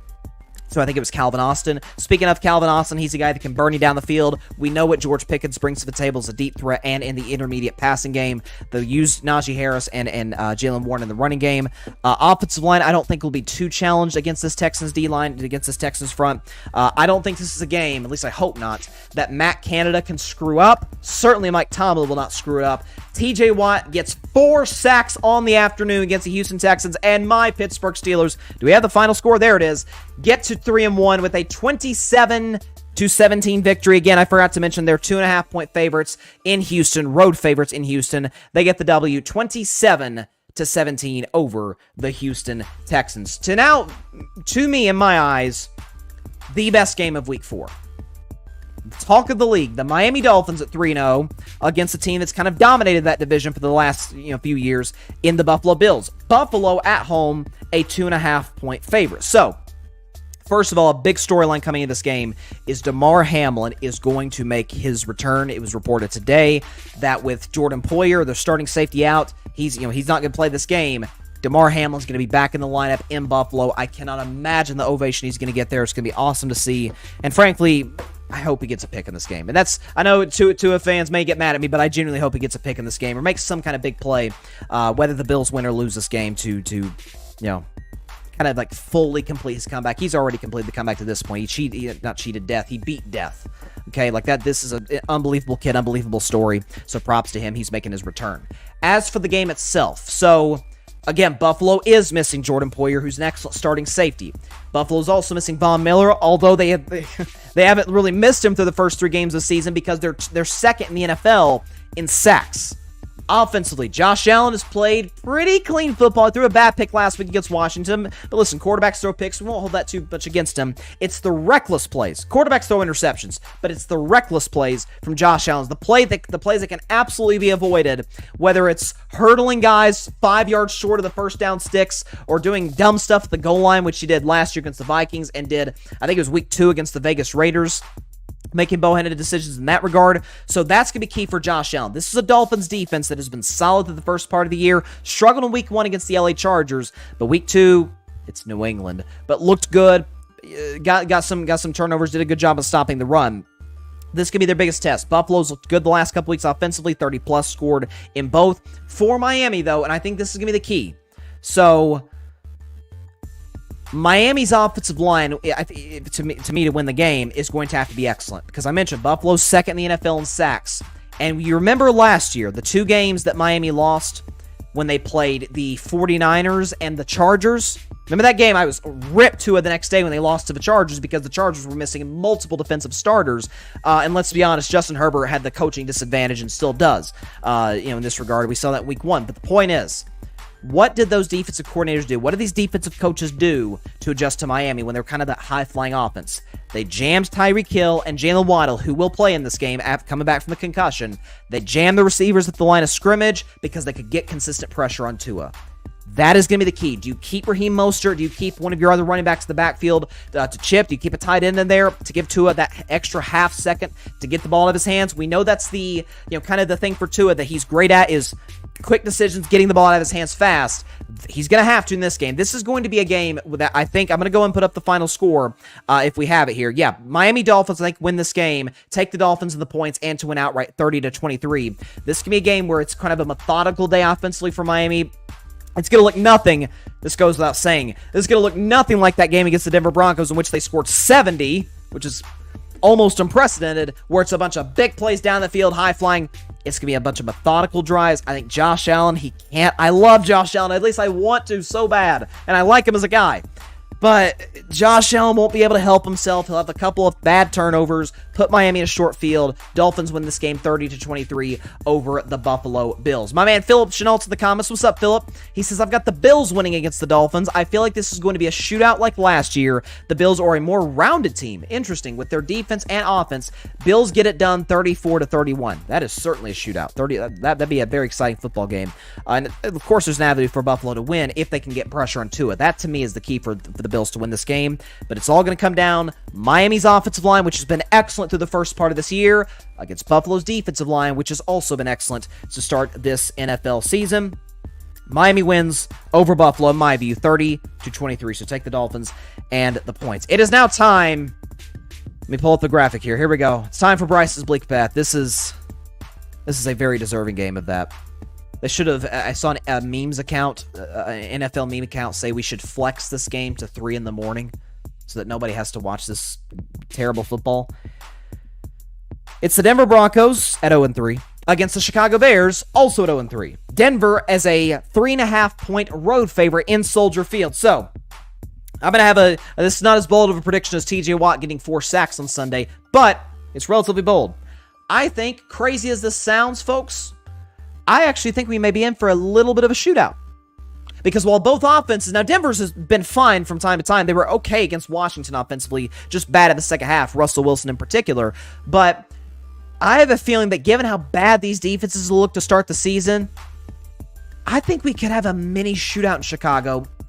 Listen, Justin Fields has been publicly criticized and might be rightfully so. I get the offensive line's bad, and that's fine. That's fine. But he's not making quick decisions. He's not getting the ball out of his hands quick enough. Now, some of that's coaching, too, in fairness. And I criticize Matt Canada with Kenny Pickett in week 1 for running a bunch of long developing plays where Kenny Pickett's having to stand there in the pocket. Niners are collapsing on him. I think this is an opportunity here for the Chicago Bears to do something kind of opposite of that. Denver's pass rush is not good. Denver's secondary this year, and I love Surtain. Denver's secondary has been atrocious through the first 3 games of the season. Every quarterback they played, even Jimmy Garoppolo. And you guys know I'm not a Garoppolo guy. Even Jimmy Garoppolo looks half decent against this defense. Okay, in week 1. So, now I think Justin Fields plays fine. Nothing crazy. Nothing like what maybe some, including myself, expected coming into this season. As for Russell Wilson, the Broncos, they were the embarrassment in the NFL, not just getting beat by 50, but giving up 70 to the Dolphins. I think this is an opportunity for Sean Payton. And this is kind of this isn't like a do or die for his job type of situation here. But this is we may look back in January as the who lost this game for Caleb Williams game to a certain extent. I think it will be the Chicago Bears who lose. Give me the Broncos in kind of somewhat of a shootout because both defenses are awful and both offenses are capable. Russell's obviously the better quarterback and has been fine through the start of this year. He'll just need to be better in the fourth quarter. Broncos win 31-27. They do cover the 3.5-point spread. Give me the Denver Broncos 31-27 over the Cleveland Browns. It is now time for my favorite segment in the NFL every single week on Carving Up Live. It's time for Bettin Man. I were a betting man. I'm taking me a good old look at an AFC North divisional matchup. It's the Baltimore Ravens, and it is the Cleveland Browns. Cleveland is a 1.5-point favorite in this game, so by the skin of their teeth, close to a pick 'em. I think this has a Baltimore win written all over it, and here's why. So the Ravens, again, there's one thing getting humiliated, which the Broncos did. I was talking about Colorado got humiliated by Oregon. They'll play better this week, albeit they'll lose to USC. But Baltimore should not have lost that football game to the Indianapolis Colts. Special teams wasn't good. Lamar wasn't good. Defense gave up big plays towards the end. They struggled in that regard. I like Gardner Minshew, always have. That's not a game that the Colts should win. When Baltimore has the running game that they have in crappy weather, that's a game they're supposed to win. The good news, though, for the Ravens, they got their left tackle coming back. They've got their starting safety coming back. And for the Browns, Deshaun, who had his best game as a Brown last week against Tennessee, reports are saying he's not even throwing at practice. He's got a shoulder injury, so whether or not he's even able to play is a mystery. Baltimore is a great organization. I can say that as a Steelers fan. An excellent roster. a prideful roster. They're pissed about what happened last week. This is an opportunity for them to kind of bounce back. So I think when it's all said and done, take the Ravens plus 1.5 to win this game outright, 26-16 against, listen, it's a great Browns defense, one of the best in football. But I just don't think their offense will be able to generate, or not that their offense, I don't think the Browns offense, rather, will be able to generate enough points to really keep up with Baltimore's high-flying attack. Give me the Baltimore Ravens 26-16 over the Cleveland Browns in my If I Were a Bettin Man game. It is now time for, again, I don't know if I've ever done this segment 3 times, or a different segment prediction-wise, 3 games in a row, but it is now time for my upset of the week. You may think I'm crazy on this one. Give me the Carolina Panthers over the Minnesota Vikings in our second 0-3 versus 0-3 game, and here is why. So obviously take the Panthers plus 4.5 and to win outright 27-26. So Minnesota is a team that, in terms of the vibes around that locker room, in terms of the feeling around the organization, not a whole lot of positive. I mean, an optimist, a Vikings fan can say, hey, come on. Our offense is one of the best in the NFL in terms of moving the football down the field. We just can't stop turning the football over. Well, that matters. That's a part of the game. That's a factor in whether or not you're able to win or lose. This is a Carolina defense that is fully capable. We saw in week 2 against the Saints. Fully capable of turning quarterbacks over, turning the football over, and Kirk Cousins has been a guy who's been very reckless, especially against Tampa, and then last week against the Los Angeles Chargers, the game-ending interception in which he really tried to force the ball in there to T.J. Hawkinson, cost the Vikings the game there at the end after the Brandon Staley blunder, the latest Brandon Staley blunder for that matter. But listen, Bryce Young's coming back from injury. He's had a week, or an extra week, to kind of get his body right, get his mind right. I imagine the kid, who's really good kid, really hardworking. I don't love him just because of his size is a massive concern, but I bet he's watched a lot of film. He saw Andy Dalton play last week against the Seahawks, played fine, given the circumstances. So this is not a Vikings defense, and I picked Minnesota to get to the playoffs this year for the reason that I thought their offense would remain one of the better ones in the league, and that Brian Flores would fix the Vikings defense, and I love Brian Flores. He really hasn't. I don't know if it's a coaching issue. I don't know if it's just a personnel lack of talent issue. Maybe a little bit of both. They can't stop anybody. Baker Mayfield. We saw what Philadelphia did to him. Baker Mayfield looks excellent. Excellent against this Vikings defense on the road. This is in Carolina. It's a well-coached team. Frank Reich, the defense is looking to bounce back after a rough performance against the Seattle Seahawks. Minnesota will move the ball, but I think they'll settle for a lot of field goals. They'll turn the football over twice. I'll say 2 fumbles, one by Kirk Cousins, maybe one by Justin Jefferson or somebody. So once again, upset of the week. Give me the Carolina Panthers. They take advantage of the Vikings' carelessness with the football. 27-26. Bryce Young gets his first win in the NFL, and Frank Reich gets his first win as the Panthers' head coach. Let's move on to a really interesting one.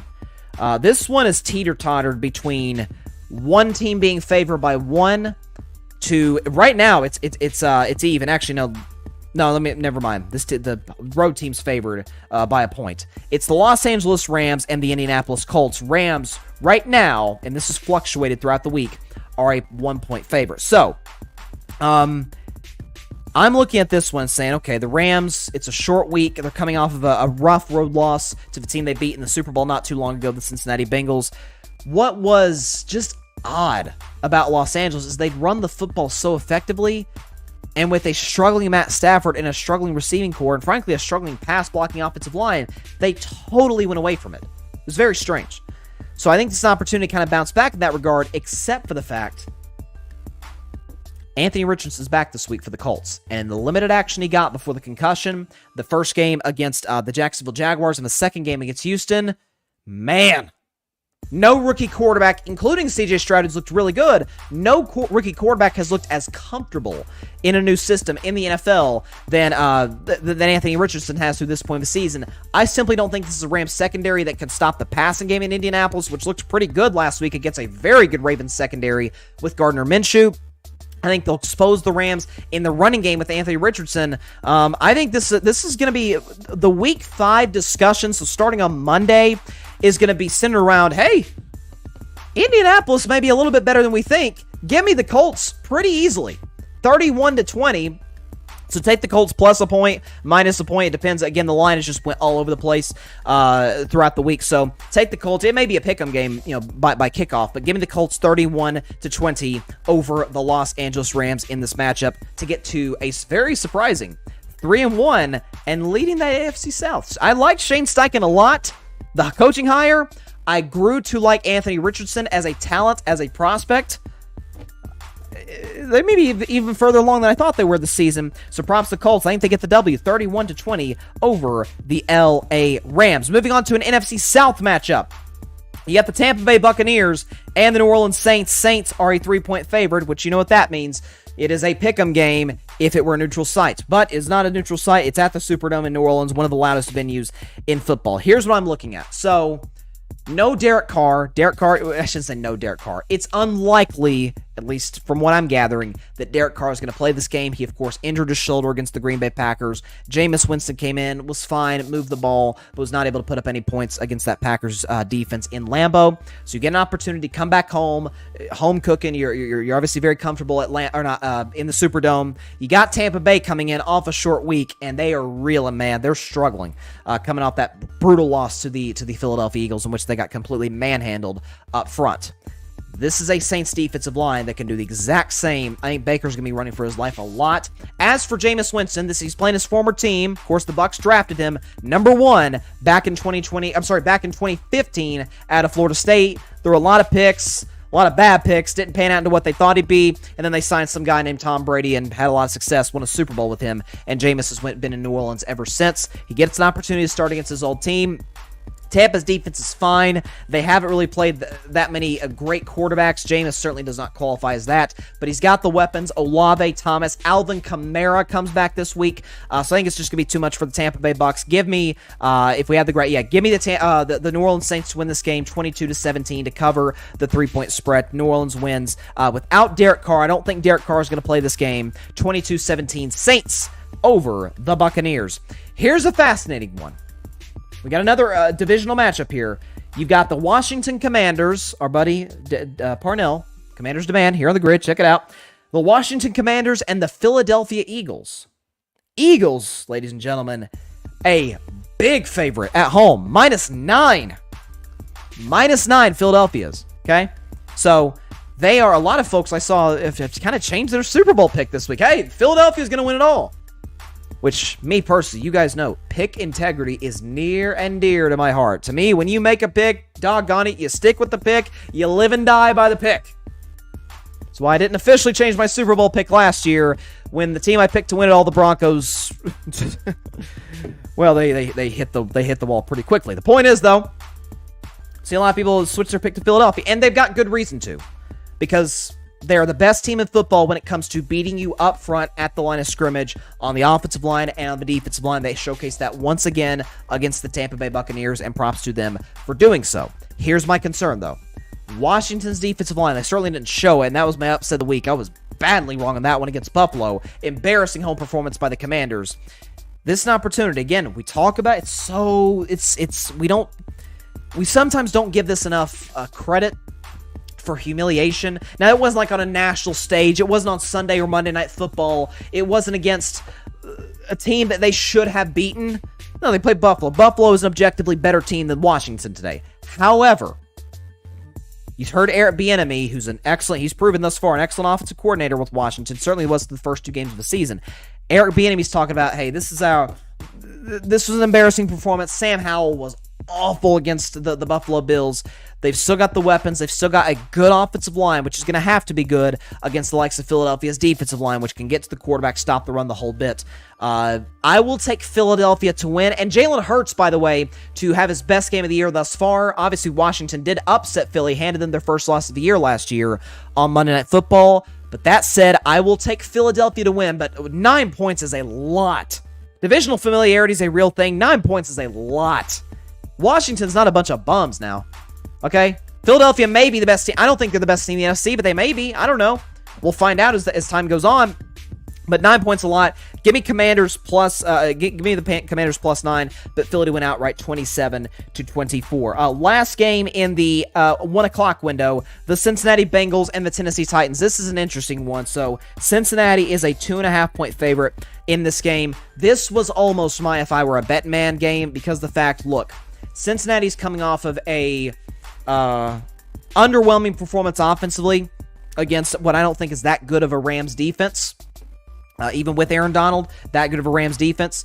But momentum's a real thing. They feel good about themselves. And most importantly, and I think this could be a key to the game, that defense in Cincinnati, when they're on, they look really good. Even dating back to last year. Lou Amorano, I think is how you say. I hope I'm saying his name correctly. Their defensive coordinator has been a mastermind. Even with them losing some of their starting safeties, they've been good. Their front seven is among the best in the NFL and doesn't get enough credit for it. And I think to a certain extent, that's going to really, really expose Tennessee's really bad offensive line.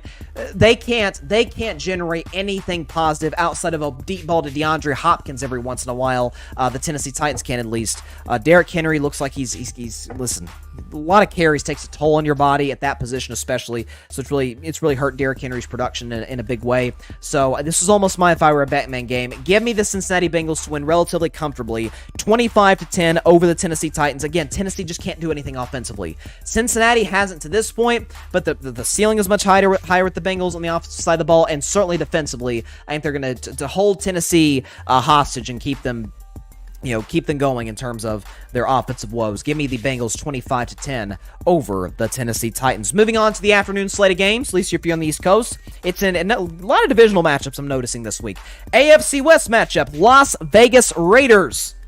They're Raiders, as Chris Berman would say, against the Los Angeles Chargers in LA, and that's probably going to be a Raiders home game for all we know because the Chargers don't play home games. Feel bad for Justin Herbert, man. Have I mentioned that before? But Chargers are favored by -5 at home. So this is a weird one. So you've got two coaches I don't buy either, Josh McDaniels, Brandon Staley, and two defenses I don't buy either. The Chargers because of their head coach, Brandon Staley, and the Raiders just because of the personnel. They're just simply not that talented on the defensive side of the football. And again, this is why I'm not ready to just praise Matt Canada as if he's fixed the Steelers' offense.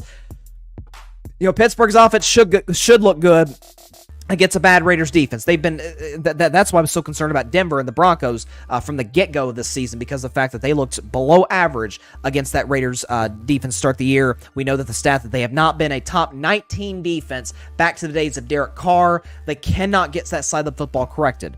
So they're on the road against the LA Chargers. Again, it might as well be at home because I promise you there will be more Raiders fans than Chargers fans. Chargers will have to bring their AI fans back out, okay? Kind of creepy, but they'll probably have to.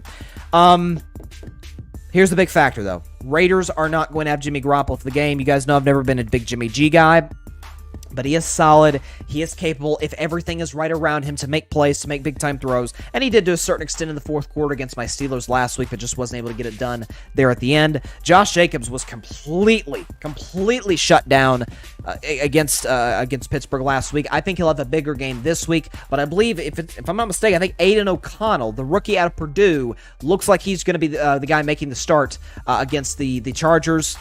I think, again, as bad as I don't like Brandon Staley, I don't really like Josh McDaniels as the head coach either, and the quarterback gap. Aiden O'Connell's fine. Aiden O'Connell actually beat my Vols, outdueled Hendon Hooker in a bowl game a year and a half ago, so the kid can play. I no disrespect to him. And his weapons, certainly. Devontae Adams, the frustration is just growing with him. He could be traded by the deadline in about a month. I think Justin Herbert absolutely torches this Raiders defense. Give me oh my gosh, the scores wrong. That says 32-23 Raiders. It should say 32-23 Chargers. I apologize. But again, 32-23 LA Chargers. We'll get that fixed before the Instagram post tomorrow, I promise, or on Sunday. I promise you that. Moving on now to the New England Patriots and the Dallas Cowboys in Jerry World. Dallas is a 6.5 point favorite. This happens to be the return of Ezekiel Elliott to Dallas. Zeke, of course, he had some very successful years early in his career, wearing the star on the side of his helmet, made a couple Pro Bowls, led the league in rushing twice, and of course, it didn't go quite as planned once he signed the contract, just kind of lost his fastball to a certain extent as a running back, was still a good pass blocker. We get what that is. Here's the thing, though. Again, maybe this should be the theme for week 4. when you get embarrassed, or Dallas did not get embarrassed by the Cardinals. They competed. The game was in doubt until about the last 5 minutes-ish of that game when Josh Dobbs led that scoring drive. And so it was capped off when Dak threw that interception in the end zone. We all know, though, Dallas, as much as I love Dobbs, that's my man, Space Dobbs, about to predict the Cardinals game in just a second. But that's not a game Dallas should lose. Dallas is more talented at virtually every position than Arizona, and people bag on McCarthy. McCarthy's a better coach than Jonathan Gannon. He is. Let's not have that discussion today. New England comes in. People are ripping their quarterback to shreds, rightfully so. I'm being one of them, and I've been leading this train for a while. The whole Mac Jones is a dirty player, and it's hard to be a dirty player at quarterback, but Mac Jones has somehow managed to pull that off. Quite impressive, I must say, although it's resulting in a lot of injuries. But Mac Jones, the whole media is ripping him. Again, rightfully so. Dallas coming in. Defense got embarrassed, gave up 200 yards rushing to the Cardinals. The Cardinals, you're telling me that this Cowboys defense with their old teammate, old buddy Zeke, coming back in the building, you're telling me they're gonna sit up there and say, yeah, he's gonna have his biggest game as an NFL pro since what, 2018? No, that's not gonna happen against our defense. As for Dallas's offense, the narrative surrounding them is, man, they move the ball, they cannot score in the red zone. That's going to be corrected. Dak, the last time he played a Belichick defense, was awesome at Foxborough. He's within the friendly confines of Jerry World now. I think Dallas, again, to use the term from earlier, this is a get-right game. Give me the Cowboys convincingly to cover the spread, 34-16 over the New England Patriots. Dallas wins this football game 34-16. 34-16 Dallas. Again, I don't... this defense is going to terrorize Mac Jones. I mean, terror. And I got to admit to you, I don't want anybody getting hurt out there, just for the record. But I'm gonna kind of enjoy what Dallas is going to do to Mac. And Dak out there exposing a Belichick defense once again. You gotta worry about Christian Gonzalez. Watch out for Christian Gonzalez, a kid I loved at Oregon. But Dak will be great. Cowboys offense will be good. Cowboys defense will be better than great, especially stopping the run. So I got the Cowboys winning. Last afternoon game, it is the Joshua Dobbs-led Arizona Cardinals against, to me, right now, the best team in the NFL, the San Francisco 49ers, and the line would certainly indicate that. They are 14-point favorites at home against the Arizona Cardinals, of course, with good reason. Real quick, though, for my Vols fans out there, I know the Vol View was an hour ago, but a fun fact, okay? So, Josh Dobbs, on October 1st, 2016, against the Georgia Bulldogs, completed a Hail Mary pass. I remember where I was when it happened. It was insanity. A Hail Mary pass at Georgia, as Tennessee's last win against Georgia, for the record, to Jawan Jennings, who just so happens to play wide receivers, one of the Niners wide receivers there in the Bay Area. What are the chances they meet on the 7-year anniversary of the Hail Mary, as we call it in Tennessee, in East Tennessee, the Dobnail Boot? Okay, playing off the words from the old Georgia radio broadcaster back in the day. The Dobnail Boot, 7 years to the day, October 1st, 2016. Dobbs, Jennings meet October 1st, 2023. So just for my Vols fans out there, I figure you guys would appreciate that. So this is, you know what this game is? It's the battle of the real 3-0 team, San Francisco's 3-0, against the 3-0 in Vegas team in the Arizona Cardinals, because they're 3-0 against the spread. Listen, San Francisco's had 3 extra days to prepare for the Cardinals. Everybody's talked about Josh Dobbs this week. Everybody's talked about, hey, I guess they did have fire in their gut. Talk about Jonathan Gannon and the Cardinals coaching staff, the Cardinals defense, the whole bit, holding a very good Dallas offense to 16 points. But old sturdy Brock Purdy, that's my guy. I love Dobbs. Sturdy Brock Purdy's my guy, okay? He's played great the first 3 games of the season. The Niners' weapons are good. They're getting back some guys from injury. O-line's healthy. Really, the whole roster's healthy as a whole. But Arizona covers. Give me the Niners to win, but Arizona cover. 30-17. Niners win 30-17 over the Cardinals. They do, again, I talked about 9 points was a lot for Philly earlier, and I feel more strongly about that than this. Dobbs will keep it close, okay? Dobbs will keep it close. Maybe he'll score like a late... It'll be close early, but I think Dobbs will lead the Cardinals to a late touchdown to piss a lot of people off who took the Niners to cover -14. Give me the Niners, though, 30-17. Take the Cardinals to cover once again. So Niners will go to 4-0. Cardinals will go to 4-0 against the spread, okay? They're not as bad as I thought, clearly. Okay, final game of the day. And I'm excited for this one for different reasons than most. You'll see what I'm saying in just a second. For a different reason than most people are excited for this game. The defending champion, Kansas City Chiefs, on the road in the Meadowlands to take on the New York Jets. Of course, the big news in this game, Taylor Swift will be in the building, which they doubled the ticket prices that game, which I don't love. Taylor's not performing, guys, okay? If she were doing the halftime show, okay, like I'd see what... You don't need to double tickets just because she's sitting in the box with the Kelseys, okay? I don't love that. But the point is, Kansas City comes this game with a lot of momentum offensively, and every game this year for Kansas City's defense, even against Detroit, who they lost to, they only held Detroit to 14 offensive points. Of course, Mahomes had the pick 6 that went off of Kadarius Toney's hands. You give what that is. But Kansas City, big road favorite, -9 coming into this matchup. Here's what I think you're going to see. And this is going to be the talking point of Monday. It's not going to be, well, I shouldn't say it's not. It's going to be Taylor Swift, because she's Taylor Swift. We're going to talk about her on Monday.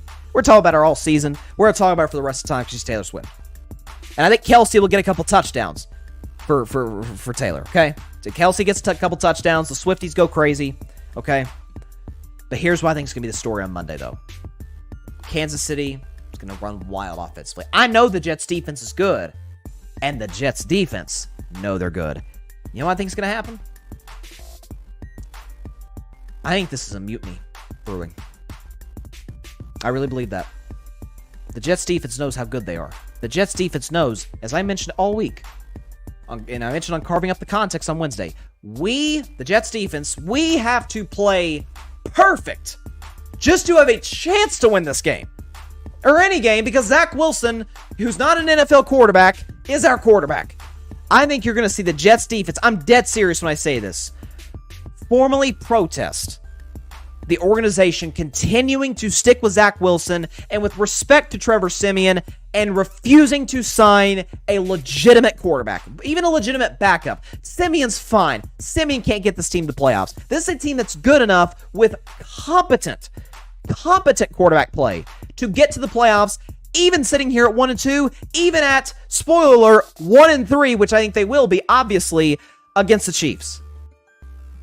This is a Jets defense facing Mahomes, Kelsey, Andy Reid, that Chiefs offense. Rashee Rice, I think, plays well as well in the red zone. I think the Kansas City Chiefs are going to go up and down the field in the Meadowlands. Not going to win. Nobody gets healthy because that turf sucks over there. But this could get bad quick. I think the Jets defense mutinies against the organization. The Chiefs win 45-9 in the Meadowlands. That's what's going to happen. I promise you, the story on Monday is going to be, hey, did the Jets defense give up? Did the Jets defense protest the organization, the head coach Robert Saleh, and the general manager Joe Douglas for continuing to roll with Zach Wilson and refusing to admit they're wrong? Just wait. That's going to be the conversation on Monday. And, of course, Kansas City happens to be the beneficiaries of that. And, by the way, too, because it's on national television, that'll just amplify the story even more. And the fact that it came against the champs won't hurt matters as well. So, Kansas City and the Swifties 45. The Jets, a mere 9 points more than you and I scored. That's what I got. Real quick, let's go over my Bryson's Bleak bet game. I've got if I have it here, the Denver Broncos 31-27 over the Chicago Bears in Bryson's Bleak bet. In my If I Were a Bettin Man game, I've got the Ravens covering, take them and the points to win 26-16 over the Cleveland Browns. And in my upset of the week, yes indeed, I've got the Carolina Panthers beating the Minnesota Vikings 27-26. Isn't that funny that two of those three features 2 0-3 football teams? It's a weird week, I'm telling you. Get right week in the NFL, okay? It starts on Sunday morning with the Jaguars beating the Atlanta Falcons. That's what's going to happen. All right. Great show today. Had an absolute blast. That is all the time we have for today's show. Be sure to catch Carving Up Live on Monday at 6 p.m. Eastern, 3 p.m. Pacific time, right here on Twitter, as well as the Carving Up YouTube channel and the Grid Network YouTube channel. And, of course, be sure to like, share, comment. It takes 2 seconds out of your day. Hit that big red subscribe button. Helps the channel grow exponentially. For the record, we just, the other day, surpassed 300 subscribers on Carving Up Live. Thank you so much to all those who have subscribed, who have supported the show since day one. To new people supporting the show, we thank you as well. Again, as I've stated over and over again, the goal, the mission is to get to 1,000 subscribers by Super Bowl 58, which is February the 11th. We're trying to get to 1,000 by then. So again, another goal set, 300 subscribers. Very exciting. I appreciate everybody for doing that. So if you haven't, click that big red subscribe button. Please do. Helps the channel grow exponentially. If you have, once again, thank you. Tell a friend to tell a friend to tell a family member to tell their niece to tell their brother to tell a friend to subscribe to Carving It Up Live. Appreciate the support so much. Can't even tell you. And of course, also subscribe to the Grid Network. That is GRYD, the Grid Podcast Network, right here on YouTube, as well as any and everywhere you get your favorite podcast, be it Apple Podcasts, Spotify, iHeartRadio, Google Podcasts, any and everywhere you get your favorite podcast. Long live the Grid. No question about it. Barry Grant Jr., All Even Podcast tonight at 9 Eastern, 6 Pacific. Got a lot of stuff happening at the network. A lot of great faces, a lot of great voices. At the 8 o'clock spot, of course, Tuesday nights at 8 Eastern, 5 Pacific, every night on the Grid. So please check that out as well. All right. Got a great weekend of football. Cannot wait. I think my Vols win. I think my Steelers win. And I think Dak wins. Big. Over his buddy Zeke. See y'all on Monday, 6 Eastern, 3 Pacific. YouTube, Twitter. You know where to find us at this point. Follow us on all social medias. Like I said, please be sure to please continue to stay safe out there. Please be sure to take care of your physical as well as your mental health. And please, please, please be sure to contact your local state representatives and senators to demand change for gun violence in America. Gotta fix that big time. Okay. See y'all on Monday. Great football weekend ahead. Stay safe out there. God bless you all. Peace out. Thanks, Cheesehead Ozzy. Appreciate it. Thanks so much for watching the show on YouTube, and be sure to go click that big red subscribe button and check out the other clips and full shows from Carving It Up Live, as well as our other incredible content creators here on the Grid Network.